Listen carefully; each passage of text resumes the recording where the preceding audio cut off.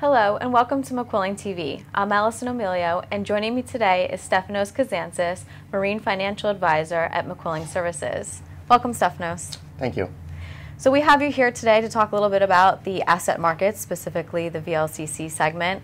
McQuilling Services recently published a note about the upswing in VLCC asset prices, which indicated that there was an asset contango in play.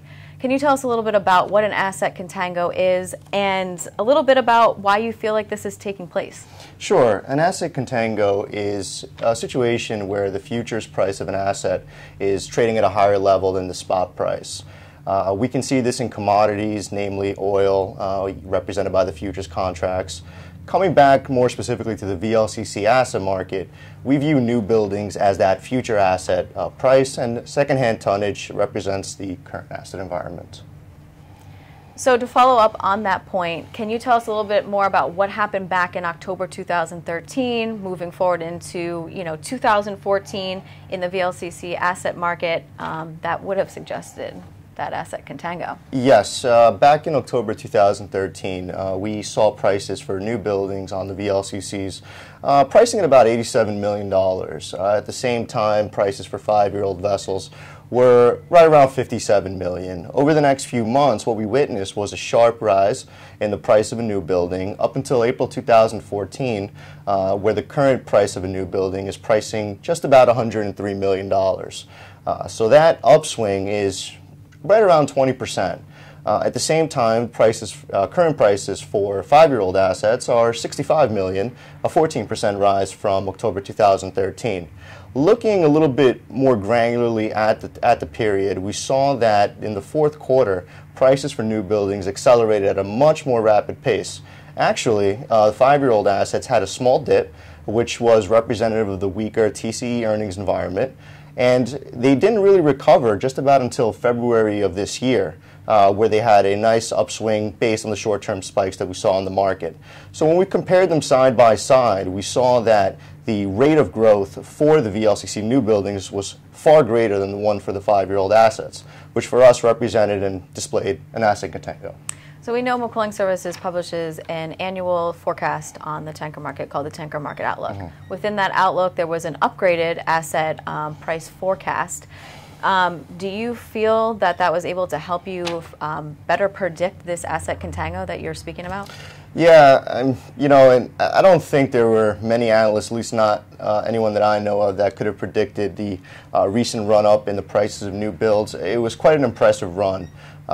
Coming back to the Tanker Market Outlook and what we do in our forecasting methodology is we take a very quantitative-based approach.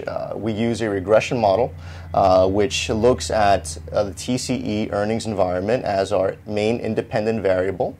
And for new buildings, we also include the price of steel. That is the largest cost component in the production of an asset. And then for secondary tonnage, we also include LIBOR as another explanatory variable. So using all that, we unfortunately were not able to predict the recent rise in VLCC new buildings, but we believe that there are certain other factors at play that we are paying a little bit more closer attention to recently. Can you elaborate a little bit more about what those factors are? Yeah, sure. I mean, one of the things that we are seeing quite a bit of, and I believe it started, in the 2012, early 2013 period, was the reemergence of institutional capital. And by institutional capital, namely, we mean private equity. Private equity has been a main driver recently in new tonnage, the purchasing of new tonnage. And the way that the valuations are done from a private equity or an investor perspective of that type is more of an income-based approach. And an income-based approach really looks at the future potential cash flows of an asset and uses a discount rate appropriate for the investor to discount them back and come up with a present valuation. I like it. I mean, I don't dislike the concept. I think it's a valid concept. I just think there's some tricky elements in a discounted cash flow methodology, particularly when you're looking at the longer term earnings potential. You have to make some what I think are tricky assumptions, and those could vary significantly what the potential earnings are for an asset. Other things that we're looking into is, of course, we have the eco vessels that are now hitting the water and are beginning to deliver some results in terms of their fuel efficiency. So these things are all going to play a role in the earnings environment and what we think the potential earnings can be going forward. Now, I sense a little bit of caution in your previous statement. Can you tell us a little bit more about why you take that approach? Yeah, I think for us, just to kind of come back to it, is we are very data dependent. And we want to make sure that when our clients use McQuilling services and look at our tanker market outlook, we give a very fundamentally sound story as to why we think a certain asset will behave in a certain way. This methodology tries to eliminate a lot of the, let's call it, market noise or the sentiment that's prevalent in the marketplace. We believe that it helps the reader understand better what potentially could happen, and ultimately earnings are going to be the main driver of asset prices.